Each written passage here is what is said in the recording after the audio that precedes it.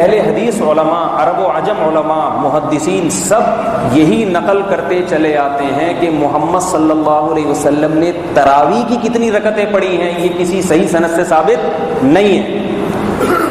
اگر یہ حدیث ان کے نزدیک حجت ہوتی تو فوراً پیش کر دیتے بھائی بخاری کی صحیح سند سے 8 رکعت تراویح پڑھنا ثابت ہے، تو یہ اختلاف کیوں ہوتا پھر؟ امام احمد ابن حنبل کو بھی یہ حدیث معلوم تھی، امام شافعی کو بھی معلوم تھی، امام مالک کو بھی معلوم تھی، اور امام ابو حنیفہ کو بھی معلوم تھی، اس کے باوجود یہ حضرات 8 رکعت تراویح کے قائل نہیں ہوئے۔ اس سے پتہ چلا کہ یہ بھی سمجھتے تھے کہ اس حدیث کا تراویح سے کوئی تعلق، سمجھ رہے بات کو؟ یہ کل دلائل کا خلاصہ ہے۔ اور ایک اور بات، اگر یہ حدیث تراویح کے باب میں ہوتی تو یہ جو محدثین ہیں نا صحاح ستہ کے مؤلفین، وہ تراویح کی حدیثیں اور تہجد کی حدیثیں الگ الگ بیان نہ کرتے۔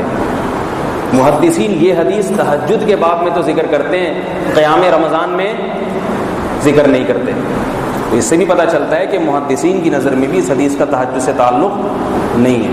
تو یہ آپ کو میں نے پہلی حدیث اب سنیں آپ لوگ، میں 24 حدیثیں لایا ہوں 20 رکعت تراویح پر۔ کتنی؟ 24 حدیث۔